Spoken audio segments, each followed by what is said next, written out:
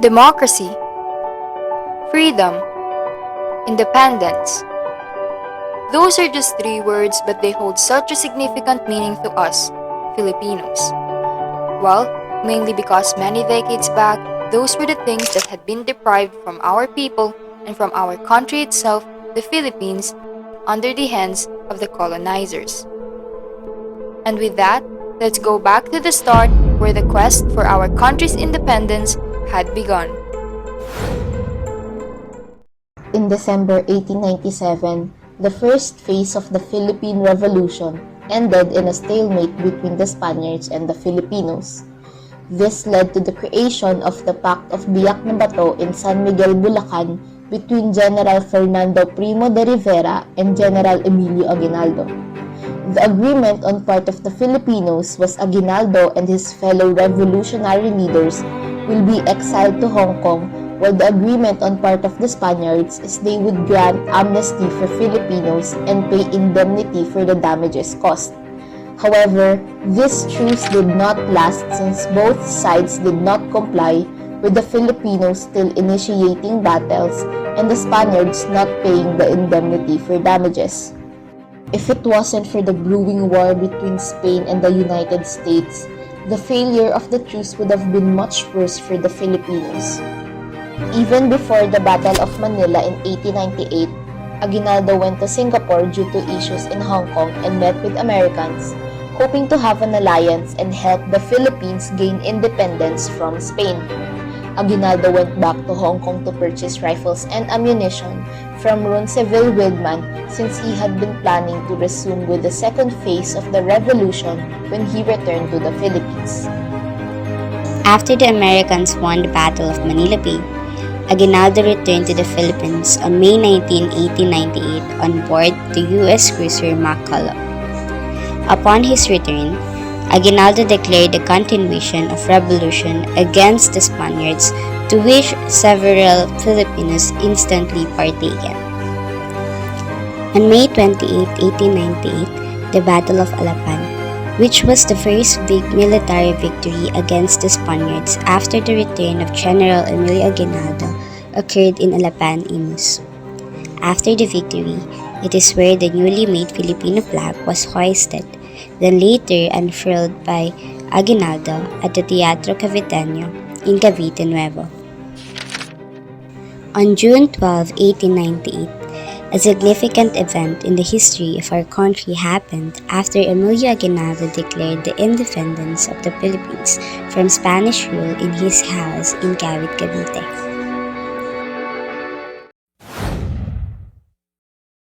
After the U.S. declared war on Spain, Aguinaldo saw a possibility that the Philippines might achieve its independence. This made him the initiator of the Declaration of the Philippine Independence. But who really is Aguinaldo? Emilio Aguinaldo E. Fami was a general, politician, and independence leader. He came from a wealthy and influential family since his father was appointed as Gobernadorcillo for several terms. Emilio Aguinaldo studied at Colegio de San Juan de Letran in Manila but left school before graduating. Emilio Aguinaldo was a member of the Katipunan. He used the nom de guerre Magdalo, which was also the name of the Katipunan faction which he was part of. During the Tejeros Assembly, he was elected as the president against Andres Bonifacio. At the end of the first phase of the revolution, he established the Biak na Bato Republic that lasted just over a month due to the creation of the Pact of Biak na Bato. In the pact, he agreed to be exiled in Hong Kong. Soon after his arrival there, he made arrangements to form alliances with Americans and to purchase weapons to be used in the continuation of the revolution.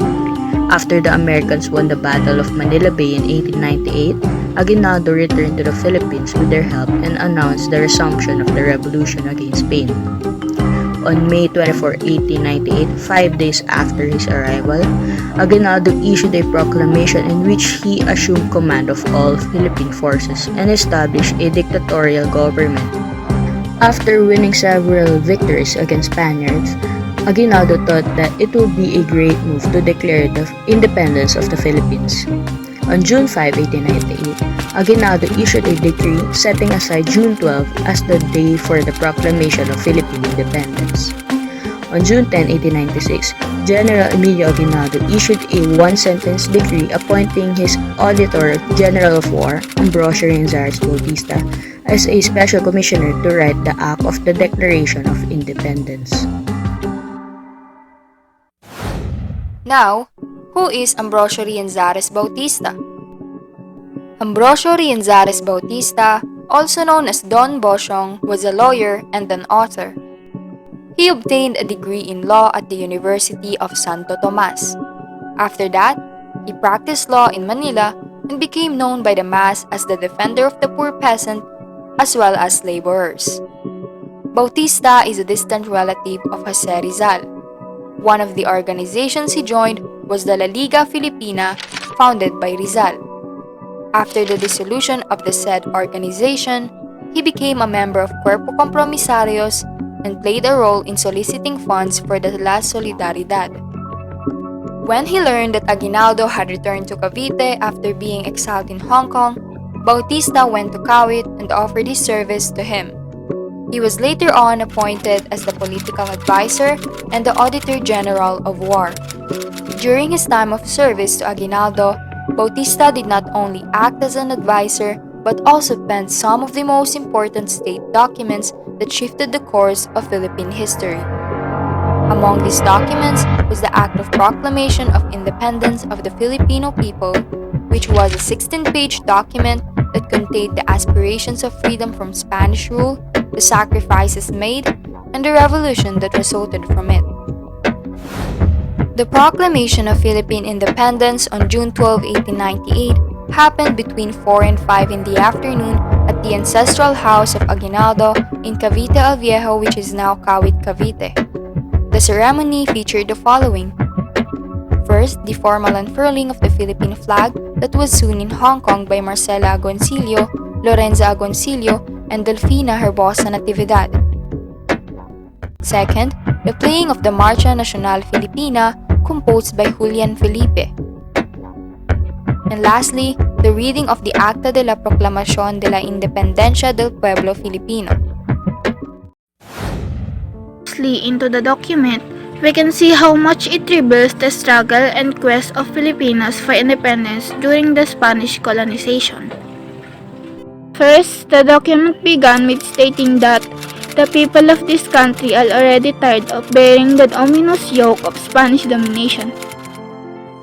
This line reflects the issues which sparked the revolution, such as the arbitrary arrests and abuses of the civil guards and the unjust deportation of illustrious Filipinos, also taking into account lives that were sacrificed under the hands of the Spaniard, including the unjust execution of Rizal and the execution of Combusta and the connection to the Cavite Mutiny. The document presents that in order to regain the independence and sovereignty of which the people had been deprived by Spain through Governor Miguel Lopez Legazpi, they had to resort to a revolution. Second, the document revealed the kind of government that Emilio Aguinaldo initiated in the country at that time, which was a dictatorship. This then tells us that in contrast to what's usually taught in elementary, Ferdinand Marcos was not the first dictator of the country but Emilio Aguinaldo. Third, the document recognized the allegiance of the Philippines with the United States of America. The latter country was addressed as a powerful and humanitarian nation, unbeknownst to the Filipinos that the country will soon be the new enemy and colonizer of the Philippines. Lastly, the document stated the true meaning behind the symbols and colors in our Philippine national flag. The white triangle signifies the distinctive emblem of the Katipunan. The cheese star signifies the three principal islands of the archipelago, which is Luzon, Mindanao, and Panay. The sun represents the gigantic steps made by the sun of the country along the path of progress and civilization. The 8 rays in the sun signifies the 8th province, which is Manila, Cavite, Bulacan, Pampanga, Nueva Ecija, Bataan, Laguna, and Batangas. And lastly, in contrast to what we're taught regarding the meaning of the blue, red and white colors in our flag, it was revealed that those colors in fact in commemoration of the flag of the United States of North America as a manifestation of deep gratitude.